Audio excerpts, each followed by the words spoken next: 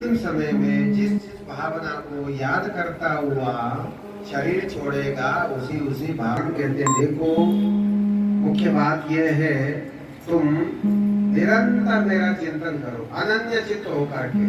अनन्य चित्त का मतलब बिना डगमगाए, अधिक बुद्धि से युक्त होकर के जो मेरा स्मरण करता है, ऐसे लोगों के लिए मैं बहुत सहज ही सुलभ हो जाता हूँ, ऐसा भगवान ने कहा है। और हे अर्जुन, तुम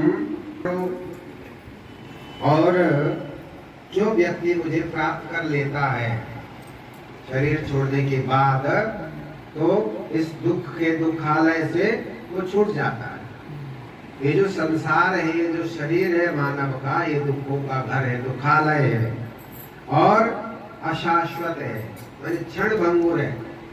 एक तो दुखों का घर है मनुष्य का शरीर, कोई भी शरीर हो, मनुष्य भी उसी में आ गया।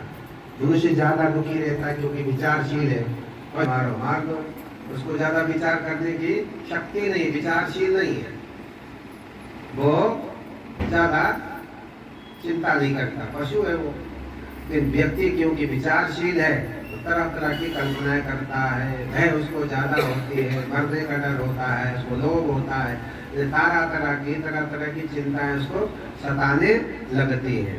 तो भगवान ने कहा, देखो अर्जुन, ये जो शरीर है तुम्हारा, ये दुखों का घर है, दुख ही दुख है शरीर में, मानव शरीर में, और ये क्षण भंगुर भी है, ये बहुत दिनों तक रहने वाला नहीं होता है। अरे कोई 60, कोई 70, कोई 80 इतने में चला जाता है। इसलिए जो परमात्मा को प्राप्त करते हैं उनको किसी प्रकार का कष्ट नहीं होता। जो परमात्मा के भक्त हैं उनको कष्ट नहीं होता है। देखो अर्जुन, ब्रह्मलोक तक गया हुआ जीव, उसको वापस आना पड़ता है। कोई जीव देवता बन करके ब्रह्मा के लोक तक चला जाए, इतनी बड़ी शक्ति प्राप्त है, बड़े बड़े देवता है, करोड़ों करोड़ों वर्ष की आयु है, उनको कोई बीमारी नहीं होती है, प्रकाश में उनका शरीर है, पृथ्वी और जल से रहित शरीर है उनका। हम लोगों का शरीर है पंचभौतिक, पृथ्वी जल तेज वायु आकाश का शरीर है हमारा।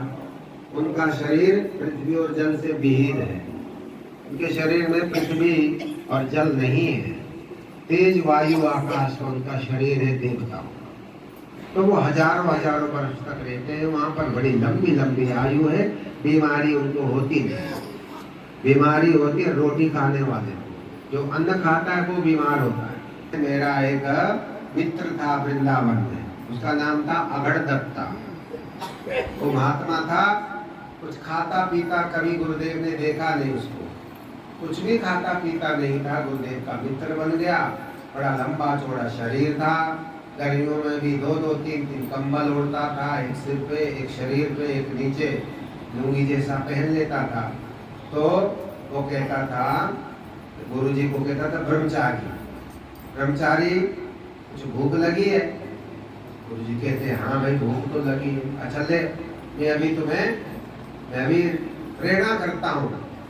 एक लाला है, वो कभी किसी को खिलाता नहीं है, उसको मैंने प्रेरणा कर दी है। वो दही के 2 बड़े बड़े स्पोरे लेके आएगा, दही लेके आएगा, तुम ले लेना, मैं तो खाता पीता नहीं हूँ। मैंने उसको प्रेरणा कर दिया, मुख लाला को, बहुत कंजूस है आदमी, कभी किसी को नहीं खिलाता है, लेकिन मैंने उसको प्रेरणा कर दी, उसके मन में प्रेरणा कर दी। थोड़ी देर में वो व्यक्ति आता है, 2 कुल्हड़ लेकर के, ये दोनों मिलते हैं रास्ते में, कहते मैं तो आज सोच रहा था मैं कभी पुण्य नहीं करता हूँ, महात्मा की सेवा नहीं करता हूँ, आज मेरे मन में ये आया कि